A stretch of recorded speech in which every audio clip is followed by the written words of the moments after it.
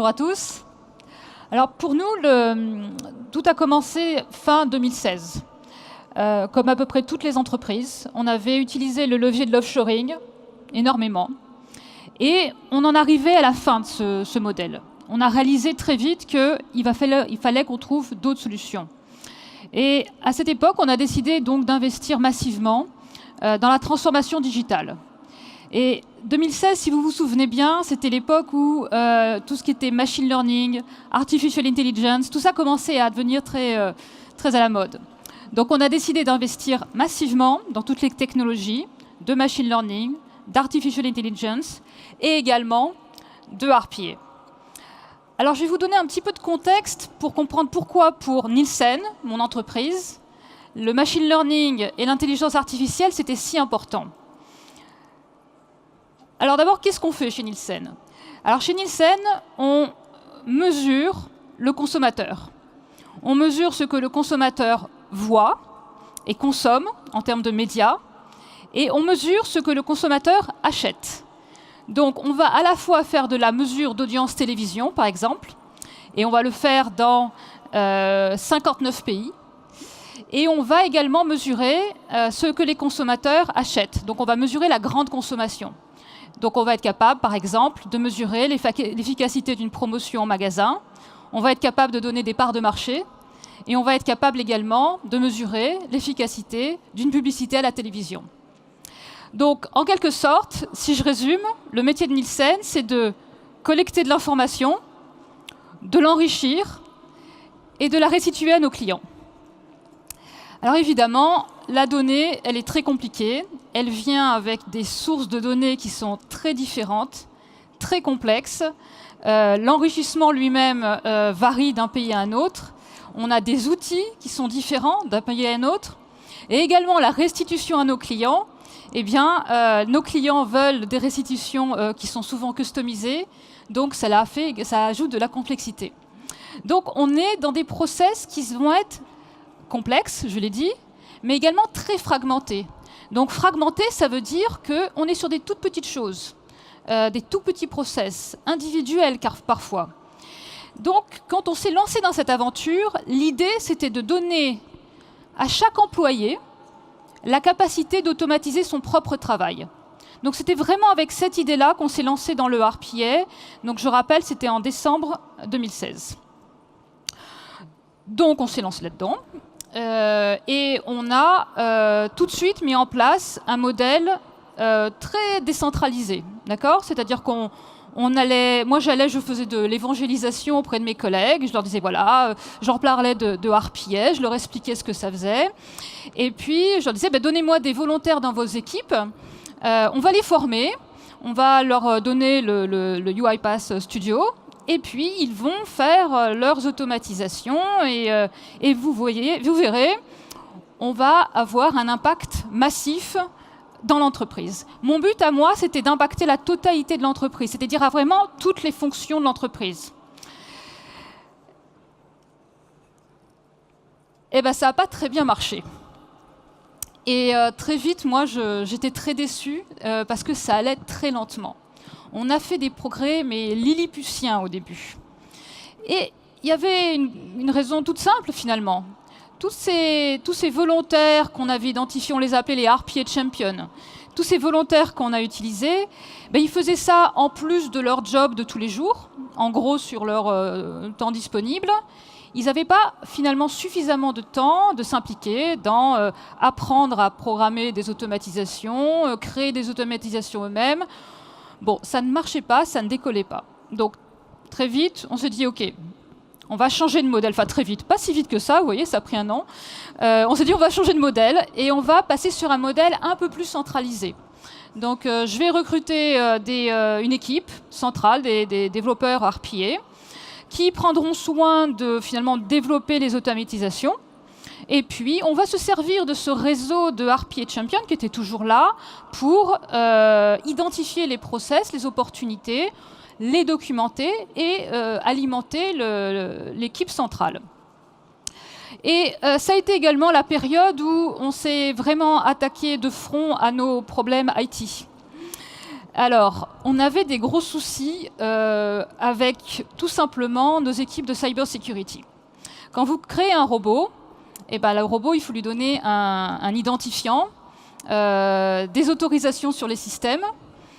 Et évidemment, quand vous demandez des autorisations à un robot et que vous utilisez un ticket interne et que vous générez un ticket pour demander cette autorisation, évidemment, les autorisations sont refusées. Les gens vous disent « mais qu'est-ce que c'est que cette chose ? Qu'est-ce que c'est que ça ? C'est pas un humain, donc il n'est pas question qu'on vous donne d'identifiant. » Donc c'était un exemple parmi d'autres de petits problèmes qu'on a eus et qui fait que c'est pour ça que ça décollait pas. Donc là-dessus, un problème assez important à lever. Alors avec nos amis de UiPath, on a fait des workshops et on a vraiment impliqué l'IT, les équipes de cybersecurity, de privacy, etc. Enfin, on les a mis tous vraiment au travail, réellement. Et ils ont bien compris que c'était un problème de continuité business, en fait. On parlait de business continuity. Et donc, ça veut dire qu'ils ont mis en place les infrastructures qui allaient bien par rapport à l'usage stratégique qu'on voulait faire du RPA. Bon, ça nous a pris 3 mois, mais voilà, on est arrivé au bout.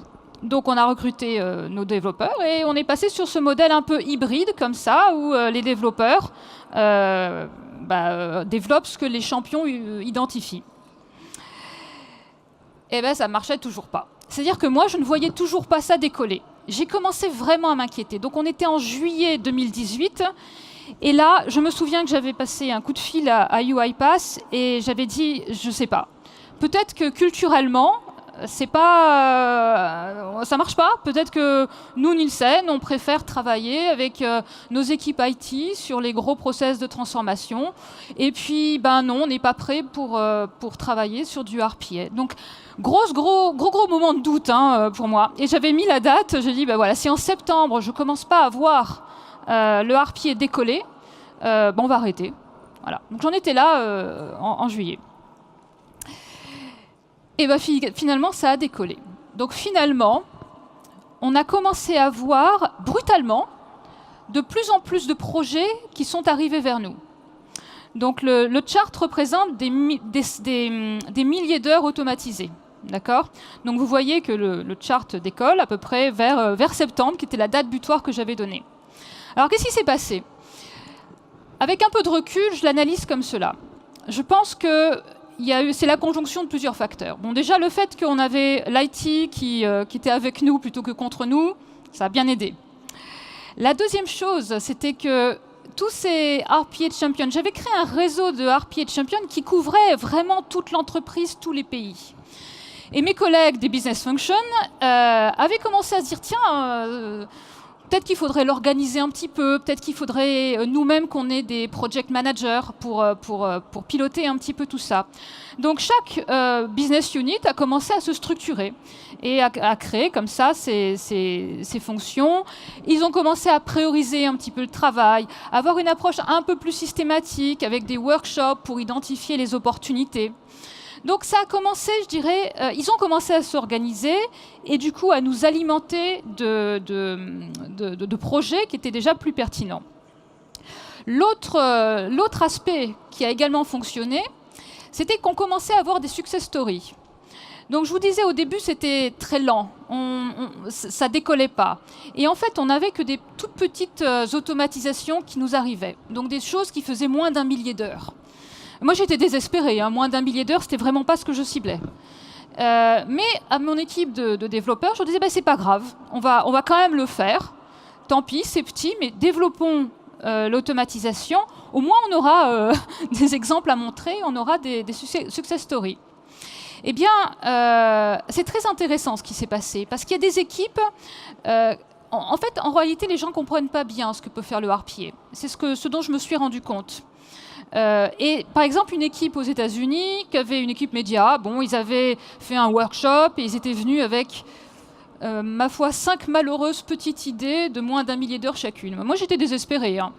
Et j'avais dit à mon équipe, tant pis, on va y aller, faites-le, automatisez tout ça, mais bon, c'était vraiment pas grand-chose. Cette même équipe, 2 semaines plus tard, une fois qu'ils avaient vu ce que le robot pouvait faire, ils ils sont revenus avec des opportunités de plus de 40 000 heures. Donc ça veut dire que ces mêmes gens, tant qu'ils brainstormaient un petit peu dans la théorie sur ce qu'on pouvait faire avec le RPA, ils n'arrivaient pas vraiment à trouver des opportunités. Mais dès qu'ils l'ont vu à l'œuvre, dès qu'ils ont vu comment ça marchait, tout de suite, ils ont commencé à voir beaucoup plus gros et ils ont commencé à vraiment se rendre compte de ce qu'on pouvait faire avec le RPA. Donc c'est ce qui s'est passé. Donc il y a eu vraiment un effet boule de neige avec ces success stories. On a commencé très petit et puis au fur et à mesure, on voyait venir des opportunités de plus en plus grandes. Alors, moi, j'en suis aujourd'hui à un point où je dois rajouter de la capacité à l'équipe, donc je suis très contente, hein, c'est des problèmes de riches. L'équipe devient un vrai bottleneck désormais, donc c'est une très belle chose. Et je pense que si on regarde la courbe, ce qui est intéressant, c'est pas tant où on en est, où on a été à mars. Bon, c'est quand même 300 000 heures au total de process qui sont déjà ou qui vont être très prochainement automatisés. Donc 300 000 heures, c'est pas rien. Mais ce qui m'intéresse, moi, encore plus, c'est la forme de cette courbe, qui est exponentielle, comme vous pouvez le voir. C'est-à-dire qu'on a un débit d'automatisation qui est assez impressionnant. Donc mon objectif initial, qui était de faire un impact, je dirais, à l'échelle de l'entreprise, et un impact significatif, je pense que globalement, on est sur de bons rails. Alors j'aimerais quand même pouvoir partager avec vous quelques leçons qu'on a apprises. Parce que ça a pris du temps quand même, comme vous le voyez. Ça a pris beaucoup de temps à décoller. Donc j'aimerais partager avec vous ces leçons. Peut-être que ça vous aidera à décoller un peu plus vite que nous. La première leçon, ce qu'on réalise quand même très vite, c'est qu'il s'agit d'un vrai changement de culture d'entreprise. Ce que j'ai essayé de faire initialement, qui était finalement de former les gens au RPA, et puis en espérant que ça marche tout seul, ça, c'est pas vrai. Enfin, en tout cas, c'est pas vraiment vrai.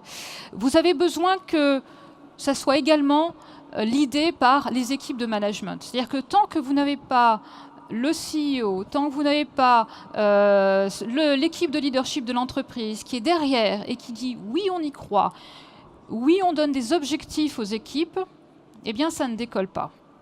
Donc, pour avoir un vrai changement d'entreprise, il faut que ce soit une culture qui vienne du haut. L'autre changement d'entreprise, l'autre changement culturel, c'est que on utilise tous du BPI, du Lean Management, enfin, tout le monde fait ça, d'accord ? La nouveauté, c'est qu'avec le RPA, il faut aussi un petit peu changer ça. C'est-à-dire que les personnes qui font du Lean, il faut qu'ils apprennent à faire du Lean plus du RPA. Donc c'est aussi un changement dans nos approches sur comment on optimise nos process. Donc ça, c'est la première chose. La deuxième chose que je veux partager avec vous, c'est, j'ai parlé de l'IT. Et alors, ma recommandation, et j'insiste, et je ne peux pas insister plus, impliquez vos équipes technologiques. Et si vous pensez que vous avez suffisamment impliqué vos équipes technologiques, ce n'est pas assez. Mettez-les au travail. Moi, j'avais impliqué. C'est-à-dire que au tout début, quand j'ai eu l'idée d'utiliser du RPA pour Nielsen, la première chose que j'ai faite, c'est que je suis allée en discuter avec le CTO de Nielsen. Et je lui ai dit, t'es d'accord, on y va, on fonce. Il m'a dit, d'accord, ok. Il n'était pas si d'accord que ça. Il m'a donné des ressources qui étaient au call, qui étaient aussi autour de la table. Donc j'avais des représentants de la cybersecurity, j'avais privacy, j'avais l'infrastructure. Ils étaient tous là. Hein. Ils étaient autour de la table, ils étaient au call. Mais moi j'ai vite appris quand même qu'entre avoir des gens qui participent à des calls et avoir des gens qui bossent, il y a une petite différence. Et c'est pour ça qu'il a fallu qu'on règle nos problèmes IT à peu près 1 an après la lancée du projet. Donc si vous croyez que vous les avez suffisamment impliqués, ce n'est pas assez. J'insiste. L'IT, c'est fondamental qu'ils se mettent à travailler sur l'infrastructure RPA dès le début. La troisième leçon que j'ai, c'est qu'en définitive, le modèle organisationnel. Donc je vous ai dit au début, on voulait partir sur un système très décentralisé, avec un management central très très léger. Bon, ça ne marche pas ça. Enfin, en tout cas, ça ne marche pas si votre but, c'est de faire un impact massif sur l'entreprise. Vous avez besoin, par contre, le modèle qui est hybride, c'est-à-dire à la fois un modèle avec une équipe centrale et un modèle avec des gens qui sont formés, qui comprennent le RPA, et donc qui peuvent représenter les business units et discuter avec l'équipe centrale, ça c'est un modèle qui est quand même super efficace. Et moi je trouve que si vous voulez faire un vrai impact dans votre entreprise, ce modèle-là est un modèle qui fonctionne assez bien. La dernière chose que je voulais partager avec vous, c'est l'idée de commencer petit. D'accord ? En réalité, comme je vous disais, les gens, ils ne savent pas bien ce que c'est que le RPA. En tout cas, tant que c'est théorique, ils ne vont pas en voir finalement les bénéfices. Donc n'hésitez pas à commencer sur des petites choses. N'hésitez pas à avoir des success stories et de raconter, enfin, de montrer des exemples aux équipes. Et c'est comme ça que vous allez avoir cet effet boule de neige. Et c'est comme ça que les gens vont finir par comprendre comment ça fonctionne. D'autre part, ce qui est intéressant aussi, et les intervenants précédents en ont un peu parlé, c'est de connecter le RPA avec d'autres types d'outils. J'ai l'équipe de développeurs là qui nous ont sorti un robot assez rigolo. C'est un robot qui passe des appels téléphoniques. Donc on a besoin, comme ça on a de la maintenance de nuit, enfin ça se passe la nuit, la maintenance sur certains de nos outils. Et on avait des gens qui étaient obligés d'appeler les experts chez eux la nuit, on a un problème, etc. Et bien désormais, le robot lui-même peut automatiquement passer ses coups de fil. Et donc ce qui est intéressant, c'est que vous pouvez finalement faire plein de choses avec des robots. Et c'est là que je dirais que le fun commence, c'est quand vos équipes de développeurs commencent à s'amuser, à faire des liens entre le RPA et tous les autres outils qui sont à notre disposition. Voilà, c'est ce que je voulais partager avec vous aujourd'hui. Je vous remercie.